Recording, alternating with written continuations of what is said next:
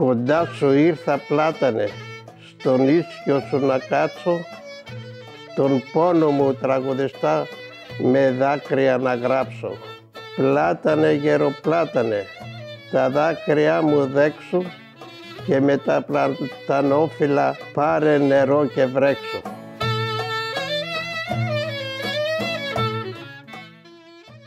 Στο χωριό Πλάτανος Ναυπακτίας, όλοι οι δρόμοι και οι πλατείες αφηγούνται ιστορίες της ξενιτιάς, ιστορίες άλλων εποχών. Σήμερα έχουμε την τιμή να σας παρουσιάσουμε μια ιδιαίτερη συζήτηση με τον κύριο Γιώργο, ο οποίος ξενιτεύτηκε στην Αμερική από την ηλικία των 20 περίπου ετών και εκεί δουλεύοντας σκληρά για να επιβιώσει. Μέσα από την αφήγησή του, ο κύριος Γιώργος μας προσφέρει μοναδικά διδάγματα για τη ζωή, τη σκληρή δουλειά, την επιμονή και την αξία να παραμείνει κανείς πιστός στις ρίζες του, ακόμη και μακριά από την πατρίδα του. Μετά από 40 χρόνια στη μακρινή Αμερική, ο κύριος Γιώργος επέστρεψε πίσω, στο πατρικό του σπίτι. Καλώς ήρθατε στο Πλάτανο, στο χωριό μας, στο αγαπημένο μας χωριό, το αρχοντικό χωριό. Ένα από τα ωραία, τα ομορφότερα χωριά της ορεινής Ναυπακτίας. Εδώ γεννηθήκατε και μεγαλώσατε? Εδώ. Εδώ γεννήθηκα, εδώ μεγάλωσα. Πώς ήταν η ζωή σας όταν ήσασταν μικρό παιδί?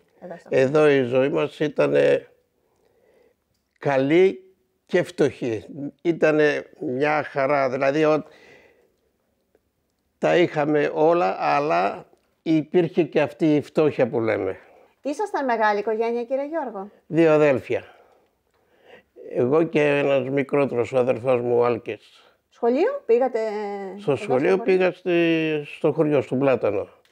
Και στο δημοτικό και στο γυμνάσιο. Ήταν πολλά παιδάκια στο δημοτικό τότε? Ήταν. Ήμασταν πολλά. Στο Πλάτανο ερχόταν στο σχολείο και από άλλα χωριά. Θυμάμαι, στο γυμνάσιο. Ερχόταν από το Περίστα, Νεοχώρη, Άγιο Δημήτρη, από τη Χόμορη, Μιλιά, όλα γύρω, όλη η περιφέρεια. Τα παιδιά ερχόταν στο γυμνάσιο, στο Πλάτανο. Στο χωριό μας υπήρχε η αστυνομία, η ενοδικείο, εν τω μεταξύ ήταν και το νοσοκομείο, εστιατόρια, 2 εστιατόρια θυμάμαι. Από μαγαζά ήταν γεμάτα όλα. Εκείνη την εποχή θυμάμαι ήταν 4 τσαγκάριδες, ραφεία, κρεοπολία, παντοπολείο. Ήταν το χωριό γεμάτο και είχε πολλούς κατοίκους. Υπήρχε ζωή. Στο χωριό, όταν ήσασταν παιδί, τι εργασίες κάνατε? Ο πατέρας μου είχε ένα ζώο και όταν δεν μπορούσε την ευκαιρία σου μου έλεγε μπορείς να πας απέναντι στο χωριό για να φέρεις ζάχαρη αναλόγως τι ήθελε ο μπακάλις, διότι εκείνο τον καιρό δεν είχαμε το αυτοκίνητο. Όταν ήταν ο δρόμος χάλαγε, κοβότανε και έπαιρνα το ζώο και πήγαινα αγόη. Μετά γύριζα. Ασχολούμουν πολλές φορές με τα γύρια, ότι είχαμε 2 προβατάκια, έτσι πέρναγε η ώρα. Είχατε και χωράφια? Χωράφια είχαμε, εκεί ήταν για μένα ήταν το δύσκολο, βλέπεις, πήγαινα και έκοβα το τριφύλι για το ζώο, μετά πηγαίναμε και σκάβαμε τα μπέλια,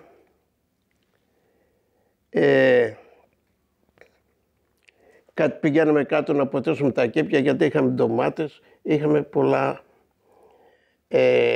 ντομάτες, τις πατάτες, κολοκύθια. Είχαμε ό,τι χρειάζονταν σχεδόν για το σπίτι για μαγείρεμα. Τι όμορφο θυμάστε από εκείνα τα χρόνια? Θυμάμαι εκείνα τα χρόνια που πηγαίναμε, που έφευγα κρυφά, άφηνα ό,τι ήτανε και πηγαίναμε για να παίξουμε με τα παιδιά μπάλα. Η μπάλα και τάλια. Ένα παιχνίδι το οποίο αυτό, εάν δεν το πιάνες, σου σπάγε τα χέρια. Αυτά. Παίζαμε πολλά διάφορα παιχνίδια. Γιατί ήμασταν πολλά παιδιά. Υπήρχε κάτι που σας δυσκόλεψε πολύ? Δεν υπήρξε τίποτα. Το μόνο πράγμα που ήθελα να δω τον εαυτό μου πιο καλύτερα, δηλαδή να προχωρήσω. Το άλλο ήταν όταν ήταν το ερχόταν το φθινόπωρο, σηκωνόμουν με τον πατέρα μου και πηγαίναμε κάτω χαμηλά σε ένα μέρος για να κόψουμε ξύλα για το χειμώνα. Δηλαδή δεν σταματούσαμε τίποτα. Μία το ένα, μία το άλλο, συνέχεια. Πώς γινόταν το πανηγύρι στο χωριό παλιά? Πολύ ωραία. Γεμάτο το χωριό, η πλατεία ήταν γεμάτη, το κάτι άλλο. Και να καταλάβεις, τότε η πλατεία ήταν όλο χώμα. Μετά τη φτιάξανε. Και να χορεύεις τώρα μες στο χώμα. Είχε πολύ κόσμο. Στο πανηγύρι είχε πολύ κόσμο. Και γινόταν και πανηγύρι του Αγίου Γεωργίου. Το πανηγύρι ήταν ένας κλαρετζής από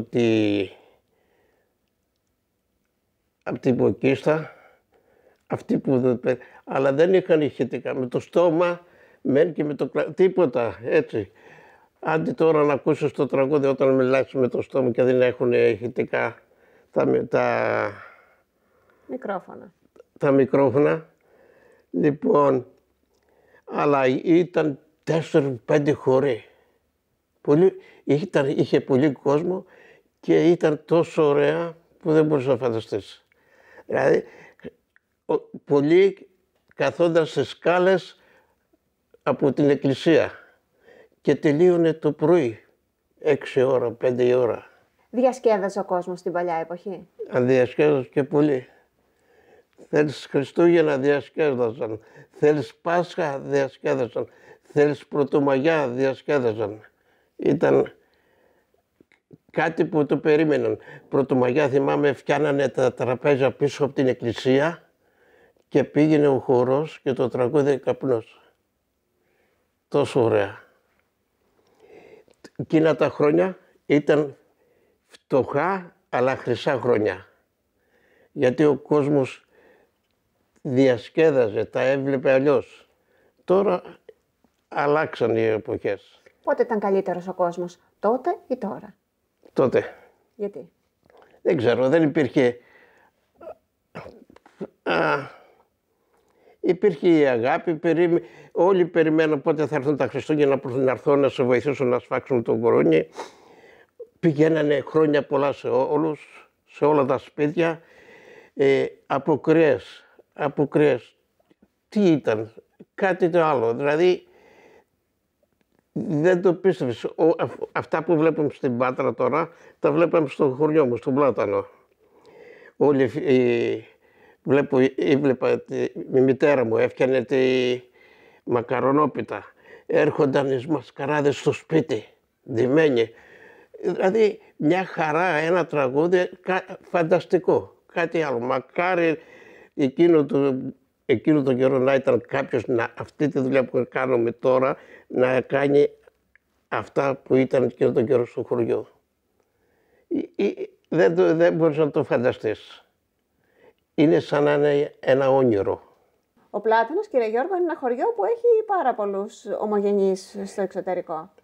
Ναι, είναι πολλοί από τον Πλάτανο που έχουν φύγει. Θυμάμαι όταν φεύγανε έρχονταν να σε χαιρετήσουν κλπ. Θυμόμαι τη μητέρα μου, μόλις τους έβλεπε και ερχόταν και φεύγουμε στη Αγλαία, πάμε για Αμερική, αρχίναγε και έκλαιγε. Έχουμε πολλούς μετανάστες και όλοι είναι προκομμένοι, έχουν προοδεύσει πολύ. Εσείς φύγατε όλοι μαζί, οικογένεια, και πήγατε? Πρώτα έφυγε η μητέρα μου με τον αδελφό μου, μετά έφυγα εγώ όταν τελείωσε το στρατιωτικό, ύστερα από 1 χρόνο. Κύριε Γιώργο, όταν θυμάστε την εικόνα που έφευγε η μαμά σας με τον αδερφό σας για την Αμερική? Ναι, θυμάμαι. Με πήρε το παράπονο, αλλά τι να κάνω. Τότε που έφυγε, μου λέει ο αδερφός μου, άντε λέει θα έρθεις και εσύ μαζί μου, λέει. Έπρεπε να φύγει η μητέρα μου, διότι την κάλεσε η αδελφή της και φύγαν αυτοί πρώτα. Μετά έπρεπε η μητέρα μου να πάει στην Αμερική και να κάνει τα χαρτιά για μένα. Και έτσι έγινε. Μόλις τελείωσε το στρατιωτικό, ύστερα από 6 μήνες ήρθαν τα χαρτιά μου και έφυγα κι εγώ. Όταν πήγατε την πρώτη μέρα στην Αμερική, πού πατήσατε το πόδι σας, πώς σας φάνηκε αυτή η χώρα? Νόμιζα ότι είμαι στο Βόρειο Πόλο. Το χιόνι ήταν τόσο πολύ που δεν το πίστευα. Έφυγα με ζέστα εδώ Ιανουάριο μήνα από την Αθήνα και έκανε ζέστη. Και όταν πήγα στην Αμερική και με περιμέναν οι δικοί μου και βγαίνω έξω και κοιτάζω τόσο χιόνι, δεν το πίστευα. Έκανε χιόνι στο χωριό μας, αλλά τέτοιο χιόνι και τέτοιο κρύο δεν το είχα δει. Σε ποια πολιτεία πήγατε? Πήγαμε τότε στη Νέα Υόρκη. Στη Νέα Υόρκη, εκεί εκάθισα στη θεία μου για μία εβδομάδα, είδα όλα τα ξαδέρφια μου και μετά έπιασα δουλειά, εργασία. Πού δουλέψατε? Πού αλλού, όταν πηγαίνουμε μηχανικός που λέμε στα πινάκια, στα πιάτα, για 2 εβδομάδες. Μετά από τα πιάτα πήγα και δούλεψα στα χρώματα, ελαιοχρωματιστής, αλλά δεν άντεξα γιατί ήταν πολύ ψηλά οι πολυκατοικίες. Βλέπες κάτω μερμήγκια και λέω Γιώργο δεν είναι για αυτή η δουλειά για μένα. Στην Νέα Υόρκη για πόσο διάστημα μείνατε κύριε Γιώργο? Από το 68 μέχρι το 72. Και μετά? Και μετά έφυγα για Πενσιλβάνια. Και εκεί πόσα χρόνια παραμείνετε? Μέχρι τώρα, το 2000, μέχρι 2010. Από τη Νέα Υόρκη πήγατε στην Πενσιλβάνια. Πώς ξεκινήσατε εκεί την καριέρα σας, με τι ασχοληθήκατε? Στην Πενσιλβάνια που πήγα, δούλεψα για λίγο καιρό στα ξαδέρφια μου. Μετά βρήκα ένα μικρό μαγαζάκι, το οποίο το αγόρασα και άρχισα να ξεκινάω να φτιάνω επιχείρηση. Δηλαδή, από αυτό το μαγαζάκι άνοιξε άλλο μαγαζί, δηλαδή σκαλί με σκαλί. Άνοιξα ένα άλλο μαγαζί και στο τέλος τα έδωνα και πήγα και πήρα άλλο μαγαζί, το οποίο το έφτιαξα μόνος μου, το οποίο το κράτησα μέχρι το τέλος που γύρισα πίσω στην Ελλάδα. Το είχα 12 χρόνια το μαγαζί. Να καταλάβεις, ένας έρχεται, ένας έφευγε. Δεν μπορούσα να πάω πουθενά. Το καλοκαίρι που ήθελα να έρθω Ελλάδα, δεν μπορούσα, έστελνα την οικογένεια κάτω. Κοιτούσα με τι τρόπο να βρω ανθρώπους. Τους έφερνα, τους πλήρωνες καλά, αλλά καθόνταν το χειμώνα, το καλοκαίρι πήγαιναν αλλού, τους έχανα. Οι πιο δύσκολες στιγμές ήταν αυτές, δηλαδή με το μαγαζί, διότι τα πράγματα δεν ήταν τόσο εύκολα. Δηλαδή, όσο τους φέρνωσαν καλά, τόσο δυσκολία σου φέρνανε. Πώς παντρευτήκατε, με προξενιό ή με... Έφυγα κάτω, έφυγα για την Ελλάδα, ήρθα στο χωριό μου, τότε ο πατέρας μου πάμε να σου βρούμε κοπέλα, η θεία μου, το ένα το άλλο, εγώ δεν ήθελα. Πήγα και βρήκα μία κυρία που δουλεύαμε στο ίδιο το εστιατόριο. Εκεί γνώρισα τη σύζυγό μου, τη γυναίκα μου. Πήγα να δω τη φίλη μου και η κοπέλα ήταν στο σπίτι της. Μέσα σε μια εβδομάδα παντρευθήκαμε. Όταν πήγατε στην Αμερική, ποιες δυσκολίες είχατε στην αρχή μέχρι να προσαρμοστείτε? Να σου πω, δυσκολία δεν συνάντησα στον εαυτό μου. Διότι το πήρα, δηλαδή μου άρεσε, βρήκα αυτό που ήθελα. Δηλαδή ήταν όλα easy. Πήγα για δουλειά με λίγα λόγια, να εργαστώ, έτσι, να κάνω τη ζωή μου. Και το κυριότερο ήταν που μου άρεσε στην Αμερική ήταν ότι όταν πήγα και βρήκα το διαμέρισμα και είχε ζέστη όλα μέσα και εδώ στην Ελλάδα έμεινα στην Αθήνα σε ένα δωμάτιο χωρίς ζέστη, χωρίς τίποτα και εκεί πέρα μου φάνηκε ότι ήρθα στον παράδεισο. Αυτό με κράτησε περισσότερο. Πώς διατηρήσατε την επαφή σας με την Ελλάδα και τον ελληνικό πολιτισμό όσο ήσασταν στην Αμερική, κύριε Γιώργο? Να σου πω, το χωριό μας είχε σύλλογο. Είχαμε μια φορά χοροσπυρίδα.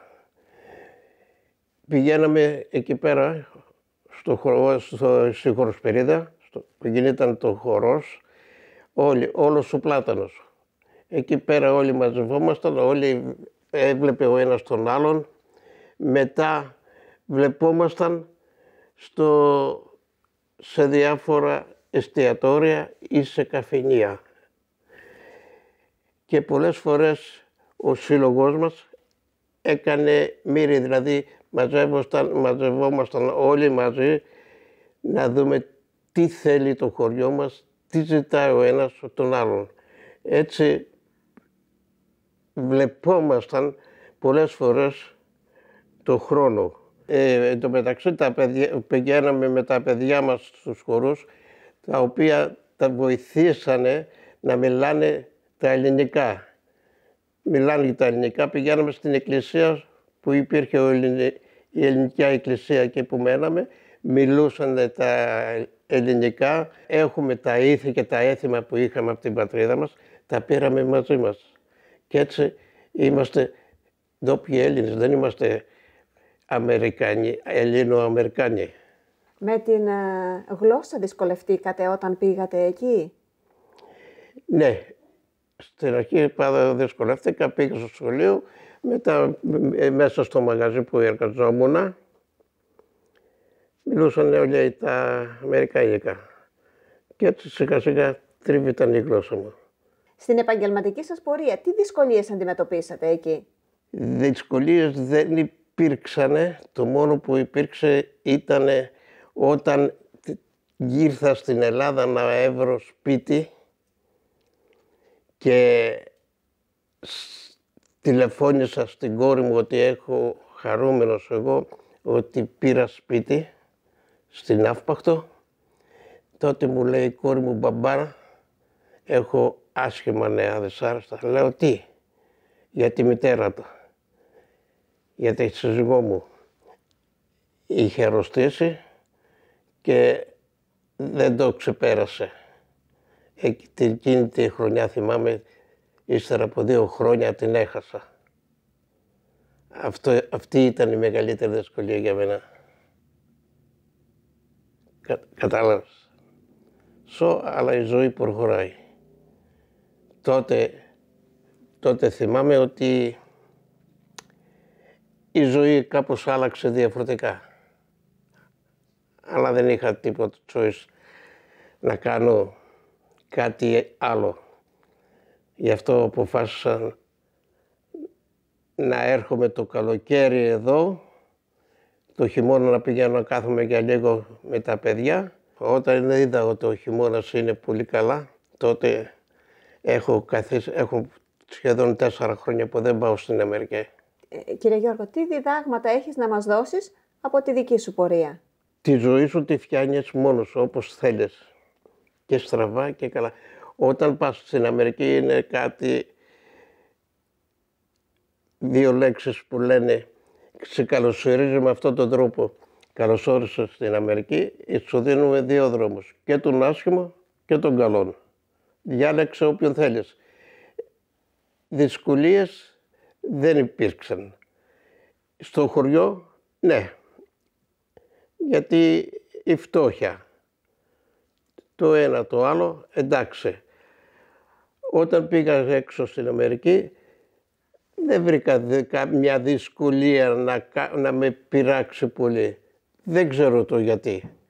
Διότι είχα τη δουλειά μου, είχα την παρέα μου, μετά παντρεύτηκα, είχα τα παιδιά μου, τα ξαδέλφια μου μαζί, τα έθη και τα έθιμα, τα είχαμε, Πάσχα, Χριστούγεννα, ό,τι θέλεις. Όταν επιστρέψατε και ήρθατε στην Ελλάδα, πώς σας φάνηκε η ελληνική κουλτούρα, η ελληνική νοοτροπία, ο τρόπος ζωής εδώ? Εμένα μου άρεσε διότι ήταν κάτι άλλο. Δηλαδή, αυτά που μου λείψανε τόσα χρόνια, τα βρήκα τώρα.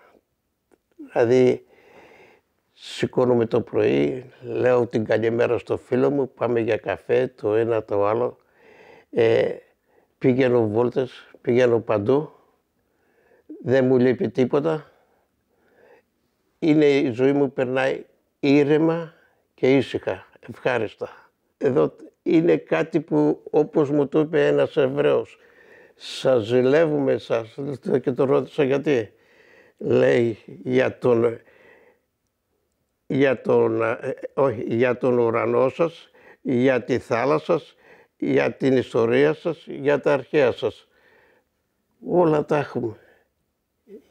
Δηλαδή, πάω, βλέπω τα αρχαία, ευχαριστούμε. Δηλαδή, κάθε μέρα δεν σταματάω, κάπου θα είμαι.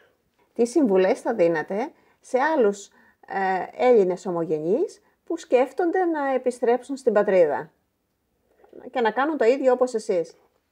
Πολλοί το θέλουν, αλλά δεν το κάνουνε. Δεν ξέρω το γιατί. Βλέπεις, μου λένε τυχεράκια, λέει, ήθελα να είμαστε σαν εσένα. Και τους λέω, γιατί δεν μπορείτε να το κάνετε? Το γιατί δεν ξέρω. Θέλουν να έρθουν, αλλά έρχονται το καλοκαίρι μόνο, κάθονται 2 μήνες, 3 μήνες και φεύγουν. Ο άλλος έχει την οικογένεια, ο άλλος έχει τις εργασίες του, αναλόγως.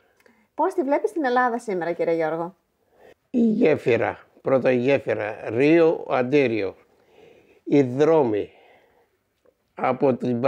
από το Ρίο για Αθήνα, μετά ο δρόμος για το αεροδρόμιο.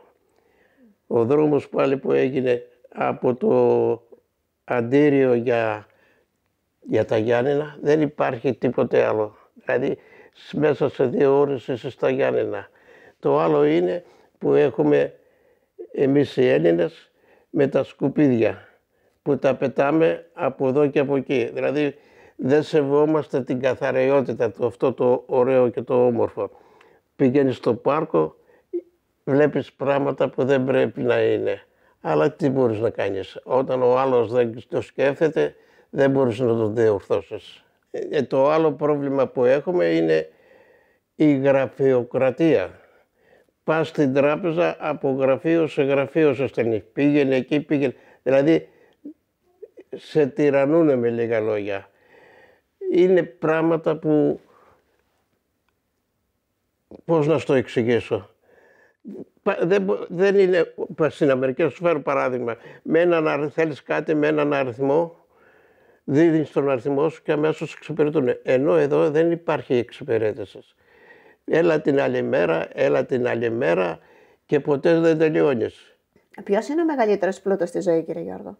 Η οικογένεια. Έχω 2 παιδιά. Έχω την κόρη μου και το αγόρι. Έχω και 2 αγγόνια, τα οποία αυτά έρχονται κάθε καλοκαίρι. Παππού και παππού να μας περιμένεις. Τι άλλο υπάρχει καλύτερο σε αυτή τη ζωή? Αυτά είναι το καλύτερο πράγμα. Να σου ζήσουν και τα παιδιά σου και τα εγγόνια σου, κύριε Γιώργο. Ευχαριστώ. Και κάθε καλοκαίρι να τα απολαμβάνεις και να τα χαίρεσαι. Ευχαριστώ, να είσαι καλά. Κύριε Γιώργο, να σε ευχαριστήσουμε θερμά που μας υποδέχτηκες εδώ στο σπίτι σου σήμερα. Μοιράστηκες μαζί μας τη δική σου ιστορία ζωής και είμαστε ευγνώμονες γι' αυτό. Και εγώ σας ευχαριστώ που ήρθατε στο χωριό μας και εύχομαι το καλοκαίρι να σας δώσω πανηγύρι και εκεί θα τα περάσουμε πιο καλύτερα και θα πούμε και πιο περισσότερα. Θα έρθουμε και στο πανηγύρι του χωριού. Κλείνουμε το ταξίδι μας γεμάτη έμπνευση από τις πολύτιμες ιστορίες του κυρίου Γιώργου. Ευχαριστούμε θερμά και εσάς που ήσασταν μαζί μας και μέχρι την επόμενη συνάντηση να κρατάμε ζωντανή τη μαγεία του παρελθόντος. Αν σας άρεσε και αυτό το βίντεό μας, κάντε εγγραφή στο κανάλι μας.